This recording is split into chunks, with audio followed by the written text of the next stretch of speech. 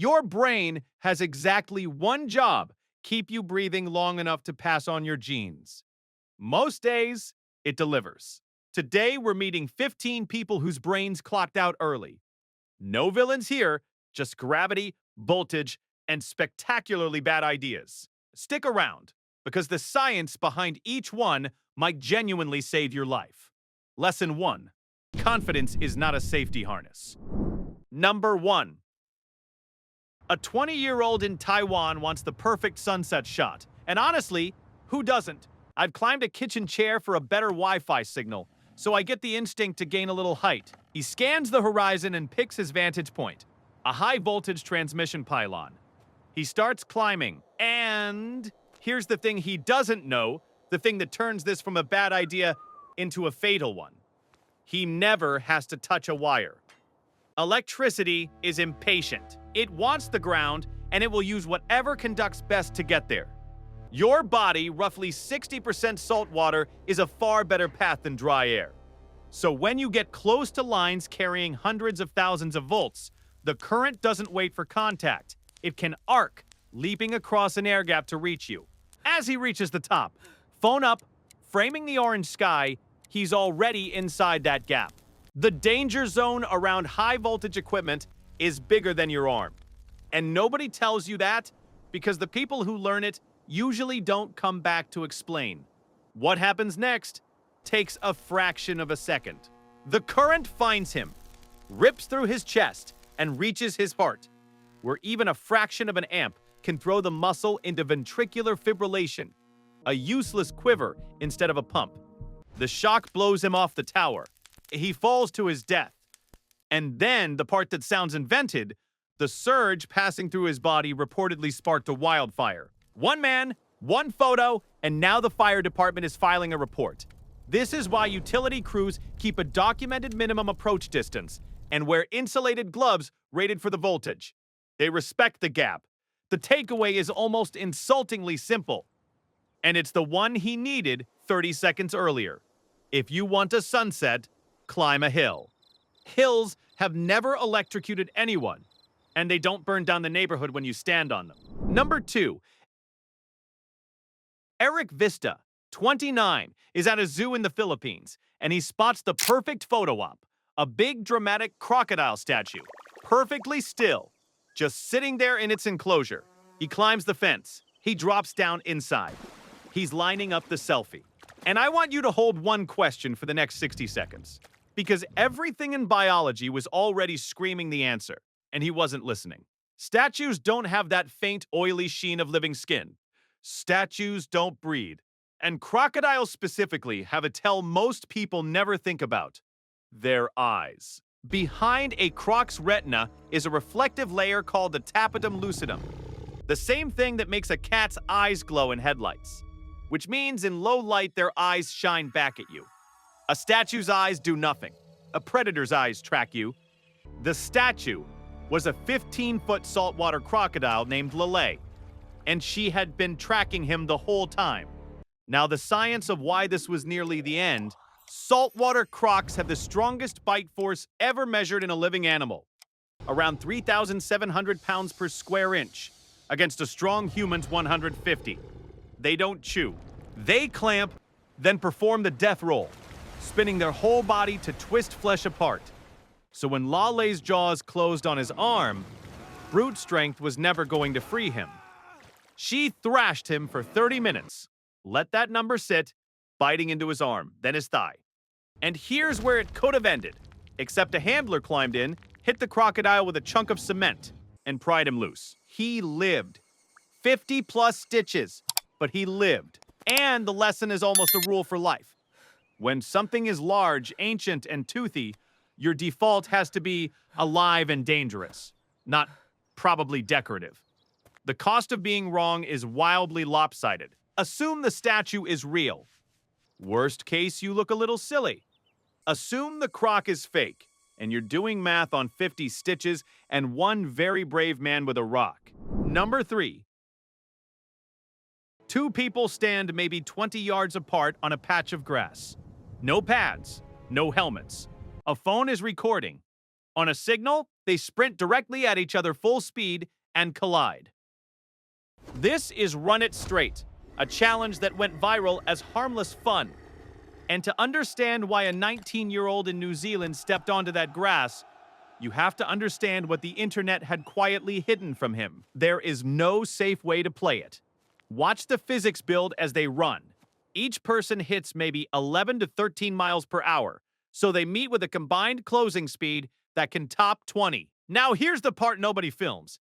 Your brain isn't bolted into your skull. It floats in fluid.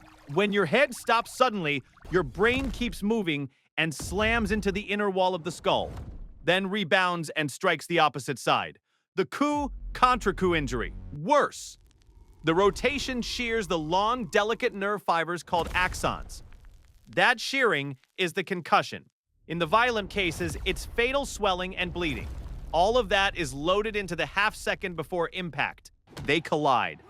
And the reason I'm not laughing is that the NFL, with hundreds of millions of dollars, helmets, rule changes, and concussion protocols, still can't stop its players from developing CTE, a degenerative brain disease you can only diagnose after death. Run It Straight took everything the NFL spent decades learning was dangerous and deleted every safeguard at once. The 19-year-old took the hit. He died of a serious head injury. So the lesson isn't be tough or use better technique, because when the entire premise is absorb maximum impact with your skull, there is no technique, no helmet, no protein shake that saves you. I'll happily admit, I'm a coward, and in this exact case, cowardice is just physics literacy. The smartest, strongest move on that grass was to film yourself walking away. Number 4. Balin Miller, 23, is 3,000 feet up the granite face of El Capitan in Yosemite, live streaming to fans who adore him. And I need you to know up front, this man was no fool. He was a genuinely elite climber, the kind who solos routes that would make most of us faint in the parking lot, which is exactly what makes this one frightening. Because the thing that kills him isn't a lack of skill. It's something far quieter. A gear bag has gotten stuck below him. Routine annoyance. He rigs his rope to lower himself down and grab it. Now, watch the trap close, because it's a trap that has killed more experienced climbers than beginners. When you lower or rappel, you're trusting that the rope below you actually reaches a safe spot. If it doesn't, and you haven't tied stopper knots in the ends to catch you, you slide right off the bottom into open air. The fix is almost insultingly small.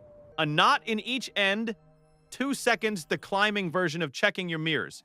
He apparently doesn't realize his rope isn't long enough to reach that bag. Why would someone this good skip something this basic?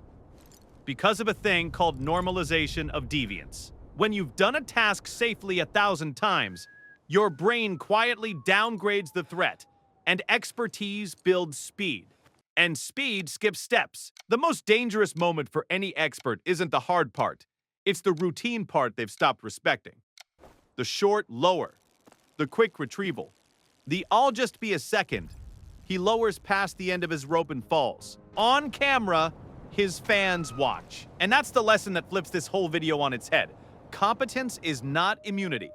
The people most likely to die from a careless shortcut are often the ones skilled enough to take shortcuts at all. Whatever your version of tie the stopper knot is, the seatbelt, the backup, the second check, do it every single time, and do it hardest on the day you're certain you don't need to.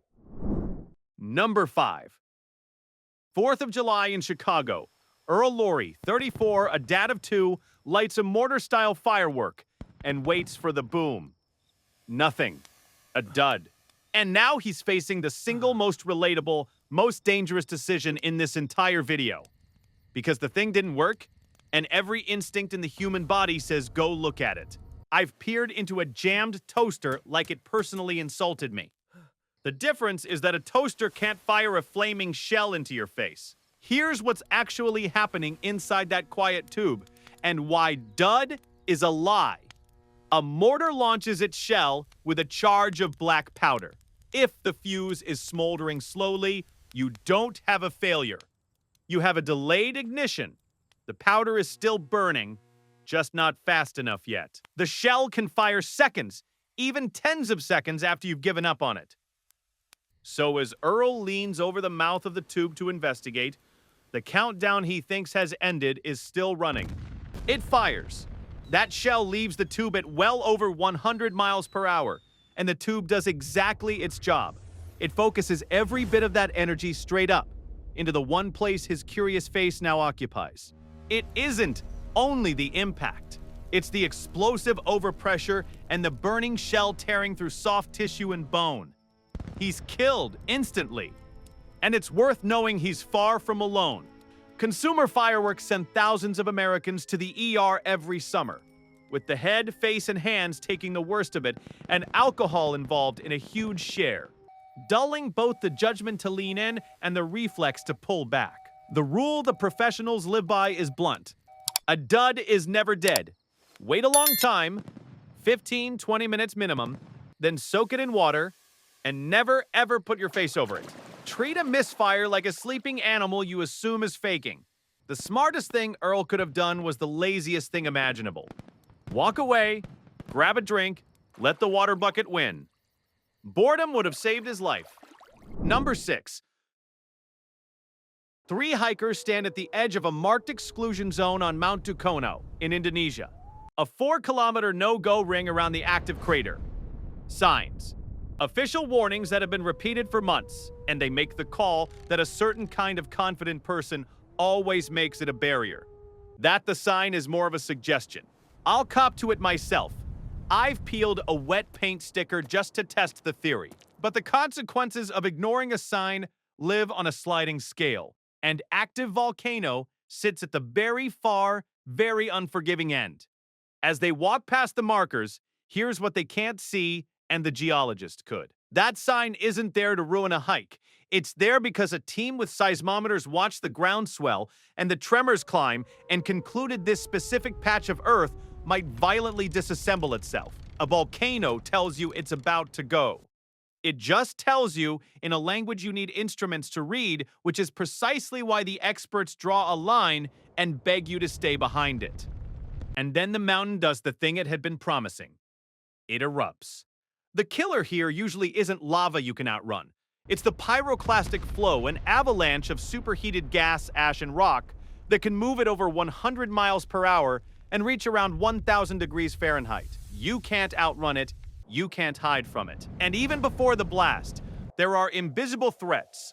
Volcanic gases like carbon dioxide pooling in low ground, ready to suffocate you in silence. The 3 of them were inside the ring when it went. They were killed. The lesson is uncomfortable but clean. Exclusion zones are written by people holding far more data than you are. When a sign is backed by seismographs and a body count, I'll just go a little past it. Isn't bravery. It's a bet against scientists who do this for a living. The mountain doesn't negotiate, and it could not care less that you drove a long way for the view. Number 7. A 22-year-old stands near the top of Nevada Fall in Yosemite, a waterfall that drops about 600 feet. Above the lip, the river looks calm, almost lazy, almost invitingly slow. People wade in here or step over the barrier for a better photo, because the water gives no hint of what it's about to do. And that gentle, pretty surface is the entire trap. Let me show you why it lies. That smooth granite under the flowing water is coated in algae and a fine mineral film, which drops its friction to roughly that of wet ice, so you don't get a dramatic stumble with a chance to catch yourself. You lose traction instantly, sit down hard, and now the current, even shallow, even slow-looking, takes over. People wildly underestimate moving water. Just 6 inches of flow can knock an adult off their feet, and a couple of feet can carry a car. As he moves toward the edge for the shot, none of that is visible. It's just a nice stream and a great view. This exact spot has a history, by the way. The pool and slick granite at the top of Nevada Fall have killed before, almost always the same way. Someone scrambling for a better look, a slip, then the current. Rangers have stopped being surprised, which is the saddest kind of expertise. He slips. The water slides him toward an edge he can't grab, and he goes over.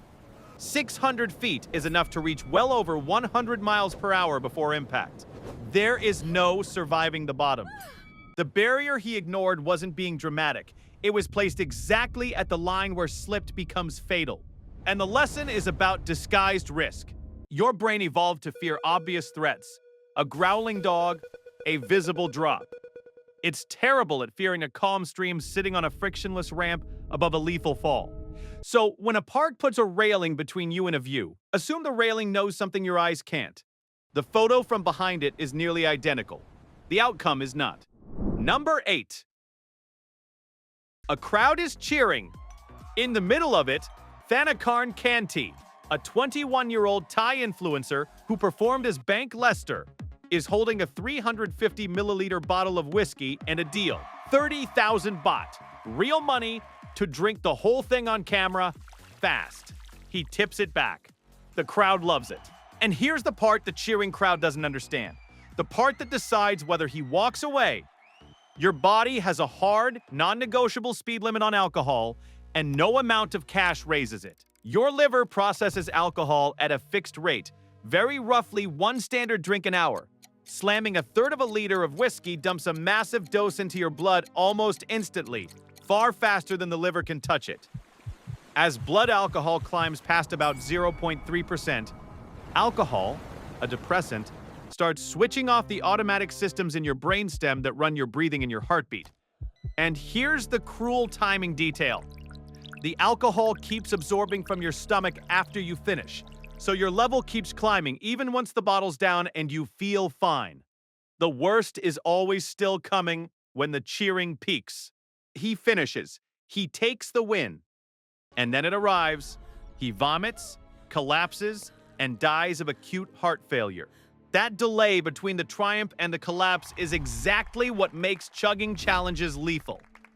It fools everyone in the room, including the person drinking.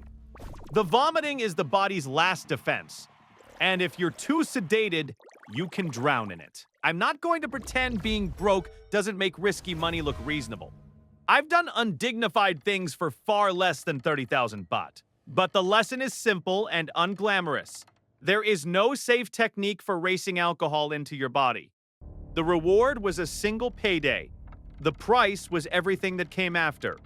No content check clears that balance. Number 9. Dmitry Nuyanzin, a 30-year-old Russian fitness influencer, announces a transformation challenge to his audience. Eat 10,000 calories a day and pack on about 55 pounds. All documented. It sounds like ambition. It sounds like discipline. I once committed to a workout plan for a heroic 9 days, so I respect a good before and after. But this isn't a fitness goal.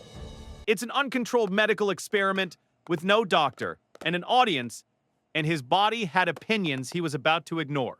10,000 calories a day is roughly 4 to 5 times what an average adult needs, and force-feeding that volume floods the system in real time. Every meal spikes blood sugar and insulin and dumps enormous amounts of fat into the bloodstream. Postprandial lipemia, which stresses the cardiovascular system, over and over. Rapid weight gain makes the heart supply a bigger body it never signed up for. And pushing the body through extreme dietary swings can throw off electrolytes like potassium, magnesium, and phosphate. The exact minerals that keep your heart's electrical rhythm steady. For anyone with an undiagnosed cardiac weakness, that's a loaded gun, and the trigger is dinner. Then comes the warning that everyone watching the challenge missed. The day before, he cancels his sessions, telling people he feels unwell. That vague wrongness, that fatigue, that was his body filing a formal complaint. He keeps going anyway because the no pain, no gain script says push through. He dies during the challenge. And the lesson is the boring one every honest trainer has preached forever. Extreme anything in either direction is the danger. Every single beats sit on the same shelf. Sustainable beats spectacular every single time, because the spectacular version occasionally kills the influencer modeling it on camera for engagement. Number 10. Timothy Southern, a British tourist in Jamaica, is handed a bar menu, 21 cocktails, and a dare, drink every single one. He accepts. And I want you to keep one thing in mind as the glasses line up, because it's the detail that decides everything. A menu is a list of options, like a buffet. You are not contractually obligated to finish a buffet. I say that as a man who once tried and felt his soul leave his body somewhere around plate 3. But 21 cocktails isn't a fun dare. It's a toxic dose with a paper umbrella in it. And the danger here comes from a slightly different direction than straight poisoning. Alcohol is an irritant. In large volumes, it inflames the lining of your stomach and intestines. That's gastroenteritis, and triggers violent vomiting and diarrhea. That does two dangerous things at once. It dehydrates you fast while stripping out the electrolytes your heart and nerves depend on, and the relentless vomiting can tear the lining where the esophagus meets the stomach, causing serious internal bleeding. Stack that on a blood alcohol level climbing toward the lethal range, and several systems start failing together. There's also a timing trap pulling him deeper. Those 21 drinks don't all hit at once. Alcohol keeps seeping out of the stomach for an hour or more after the last glass. So you can finish the menu still standing, take your bow, and keep climbing toward the danger zone while you believe the hard part is behind you. And the room makes it worse. A cheering bar turns "I should stop" into "I can't quit now." Peer pressure literally overrides the survival instinct. He completes the challenge. His cause of death is recorded as acute gastroenteritis due to alcohol consumption. The lesson is the one your grandmother already gave you: know your limit and say it out loud in front of people, even when it's embarrassing. The bartender will remember the guy who tapped out at 6 far more fondly than the alternative. A menu is a list of choices, not a to-do list, and finishing it wins you nothing but a coroner's report. Number 11. 3 a.m. in Portland, Oregon. A 35-year-old man lines his Audi up next to another car at a stoplight, engine humming for what police later suspect is a street race. The light is about to change. And here's the math he's not doing in that moment. The math that decides whether anyone is filing a report tonight, because speed doesn't add risk, it multiplies it, and the multiplier is merciless. Kinetic energy, the energy your car carries and has to dump in a crash, scales with the square of your speed. That word "square" is the whole story. Double your speed, and you don't double the energy. You quadruple it. Go from 35 to 70, and the crash isn't twice as bad. It's 4 times as bad. There's a time trap riding along with it, too. At 70, you cover over 100 feet every second, while human reaction time is around 3/4 of a second on a good day. Longer at 3 a.m., with adrenaline and tunnel vision. By the time your brain registers a problem, you've already traveled most of the way to it. He launches off the line with a rival racer beside him and, soon, police moving in.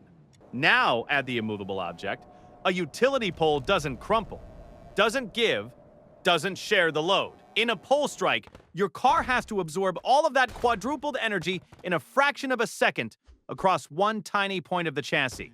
Modern cars are marbles, crumple zones, airbags, but they're crash-tested for survivable speeds and full-width impacts, not for a street race velocity into a narrow steel and concrete column. As officers move to stop the race, the Audi wraps around a pole. He dies there. And the cruelest part of street racing is that it so often takes innocent drivers and bystanders too, turning one person's gamble into someone else's tragedy. The lesson, that hunger to open it up, is real. I feel like I'm in a movie merging onto a highway. But save it for a track, where the runoff areas are built to catch mistakes, and the only thing you can really total is your own ego. Number 12. A group of tourists guns their jet skis out from the Moroccan coast. Sun overhead, open water ahead. It plays like the opening of a fun travel reel. But somewhere out there, invisible, is a line. A militarized maritime border between two countries that are not on friendly terms, and the whole story turns on whether they realize how easy it is to drift across it. Spoiler: the ocean keeps. Navigation is not their strong suit. Open water erases your reference points fast. Without GPS or a compass, humans are genuinely terrible at holding a straight line. Wind and current shove you sideways while you feel like you're going dead ahead. Jet skis make it worse. Many drain a tank in well under 2 hours at speed, and there is no gas station botting offshore. So as they ride, two clocks are ticking that they aren't watching: the fuel gauge and their true position. They get lost, they run low on fuel, and a craft with no fuel is just a raft, drifting wherever the water decides. The water decides Algeria. They cross into Algerian waters, and the legal abstraction becomes very real and very armed. The Coast Guard opens fire. And this is the cruel asymmetry of border running. We got lost. We were out of gas. Is probably the literal truth. But it carries almost no weight with an enforcement crew trained to assume the worst about anyone crossing a closed line. The thing that felt like a harmless navigational slip to them reads as a hostile incursion to the people with rifles. Some of the group are shot dead. One survivor reportedly escapes the only way left, diving in and swimming for his life until the Moroccan side picks him up. The lesson is dull and life-saving, which is usually how the good ones sound. Before any open water trip, check your fuel, carry a GPS and a way to call for help, and know where the borders are. The ocean has no street signs, no shoulder to pull over on, and occasionally, a navy at the far end. It's very large, very indifferent, and sometimes very political. Number 13. A man from Toronto walks into a rental shop, pays cash for a Sea-Doo, and heads down to the St. Clair River, the stretch of water separating Canada from Michigan. The plan, investigators later believe, is simple. Ride across, slip into the U.S., disappear. He paid cash, so there's no trail. He's thought about the part with cameras and records. And that's the tell. Because he planned the human half of this perfectly, and the water half not at all, and the river only cares about the half he ignored.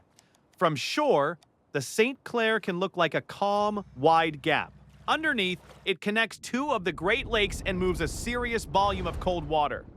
With strong currents and enormous commercial freighters that cannot stop or swerve for a personal watercraft. But the quiet killer in any northern river is the cold itself.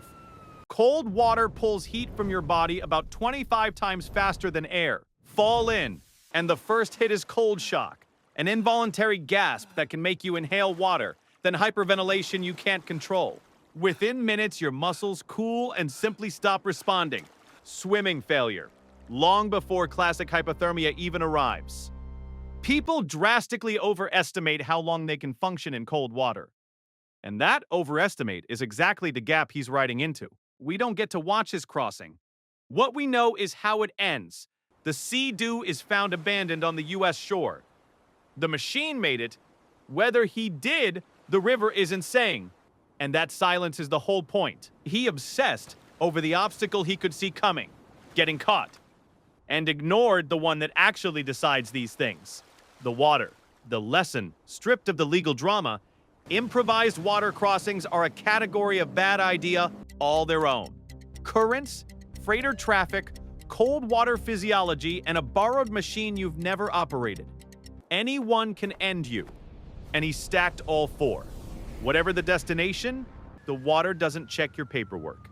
It just enforces its own rules. Number 14. I want to slow down and change the tone here, because this one isn't really a dumb death.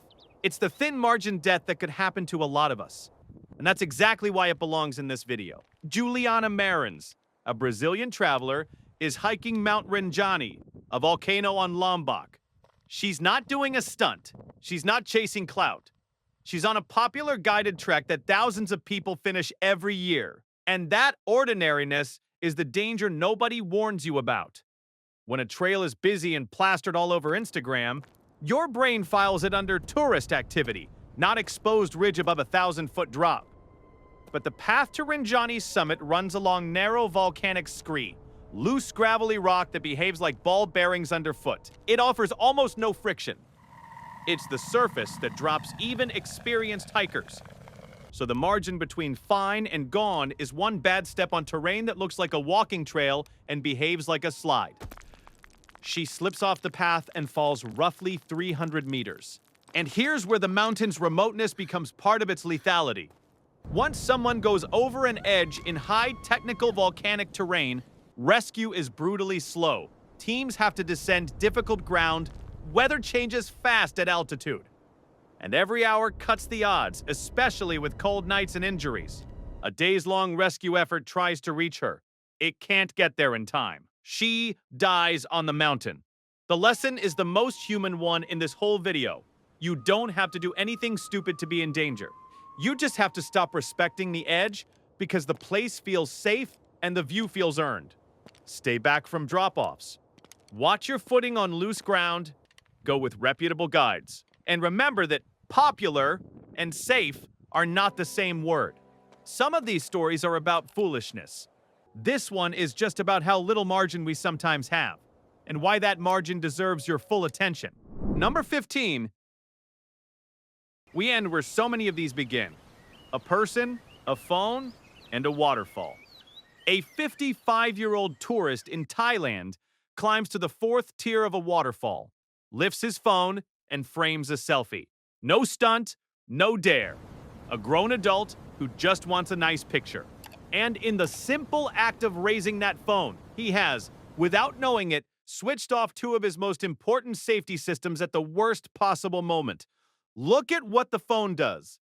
The second it comes up to your face, you lose your peripheral vision and your sense of where the edge is, because your full attention is now on framing the shot instead of reading your feet. Researchers actually study this.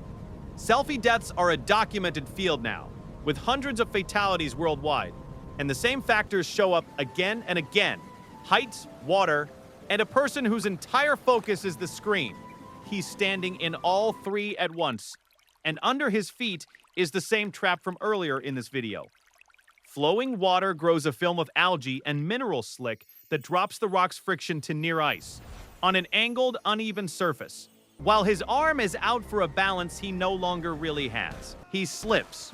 On a wet waterfall rock that's not a comedic landing, it's a head strike against hard stone, and the tears turn a stumble into a fall. He hits his head and dies. One photo, one last step, and this is the through line of the entire video, delivered by a guy holding a phone on a slick rock. Your devices are engineered to capture your full attention, and your environment doesn't pause while they do. The fix is almost embarrassingly easy. Stop walking before you shoot, plant both feet, look at where you actually are, then take the picture. Be present first, photographer second. I'll admit my own selfies are a hazard, mostly to my dignity. His cost more. The picture is never worth the last step. The pattern's clear: confidence, a camera, and one skipped safety step.